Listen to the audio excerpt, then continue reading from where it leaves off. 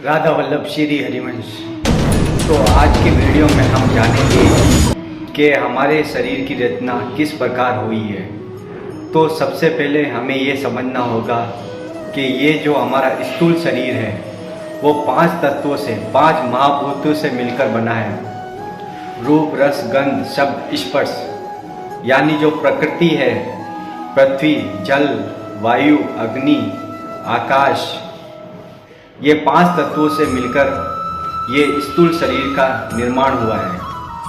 अब ये जानना होगा कि हमारे कितने शरीर होते हैं। तो आपका ये जो 5 महाभूतों से बना है ये स्थूल शरीर है। इसके बाद आता है सूक्ष्म शरीर।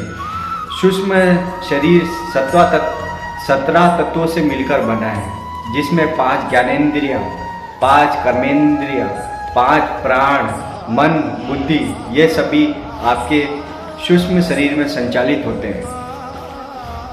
तो आपको यह जानना होगा जो भी सूक्ष्म शरीर में क्या होता है। जैसे आप स्वप्न में सो रहे हैं, आपका स्थूल शरीर सो रहा है, लेकिन स्वप्न में आप जो भी वस्तुएं देख रहे हैं वो सूक्ष्म शरीर का कारण है, जिससे आप हर चीज अनुभव करते हैं, हर चीज आपको वास्तविक लगती है, वो सूक्ष्म शरीर ही होता है। फिर आप जागते हैं तो आपको लगता है कि वो स्वप्न सच्चा था, लेकिन वो कुछ भी सत्य नहीं है, क्योंकि वो सूक्ष्म शरीर की एक कल्पना है। अब आते हैं तीसरे कारण शरीर पे। स्थूल शरीर, सूक्ष्म शरीर और कारण शरीर, जो हम इस जन्म में या पूर्व के जन्म में जो हमने कर्म किए हैं, या जो भी हमने कर्म किए हैं, जो भी हमारा स्वभाव था, उसके अनुसार ये कारण शरीर मिला है। अब जो हम ये कर्म कर रहे हैं उसमें जो हम अनुभव करेंगे, जो भी क्रियाएं करेंगे, जो भी पुण्यादि फल करेंगे, उसके आधार पे हमारा पुनर्जन्म होगा, वो हमारा कारण शरीर माना जाएगा। तो ये 3 शरीरों से हमारे शरीर की रचना हुई है। तो स्थूल शरीर मृत्यु के समय ये शरीर नाशवान है, तो ये 5 भूतों में मिल जाएगा। पृथ्वी, जल, वायु, अग्नि, आकाश, ये 5 तत्वों में विलीन हो जाएगा। इसके बाद में बचा सूक्ष्म शरीर, जो 17 तत्वों से मिलकर बना है।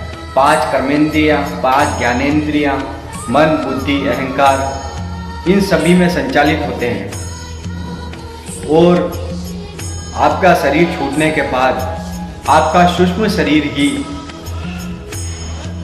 शरीर में जो आपने कल्पनाएं की थी मन बुद्धि में, उसी के आधार पर आपका नया जन्म का निर्माण होता है। और तीसरे को जानेंगे कारण शरीर।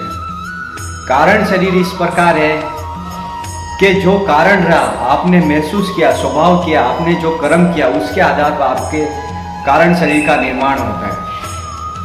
अब ये जानेंगे, जैसे मृत्यु के समय व्यक्ति का शरीर जला दिया जाता है, तो उसके पीछे क्या बचता है? सूक्ष्म शरीर और कारण शरीर। वो दोनों शरीर तो छूट गया, लेकिन सूक्ष्म और कारण शरीर उसके साथ जाता है। उसी के आधार पर उसको पुनर्जन्म की प्राप्ति होती है या मोक्ष की प्राप्ति होती है। अब मोक्ष को समझना होगा। मोक्ष का अर्थ है कि परमात्मा में विलीन हो जाना, मतलब ना तो सूक्ष्म, स्थूल, कारण, तीनों का मोह हट जाना, अपने आत्म तत्व में समाहित हो जाना, वो कहलाता है मोक्ष। अथवा फिर आपका कभी जन्म नहीं होता। जब आप 3 गुण, सत्वगुण, रजगुण, तमोगुण, तीनों पे विजय प्राप्त कर लेते हैं, तो आपका ये जन्म मरण से चक्कर छूट जाता है और आप परमात्मा में लीन हो जाते हैं। तो आपको वीडियो कैसा लगा जरूर बताएं। राधा वल्लभ श्री हरिवंश।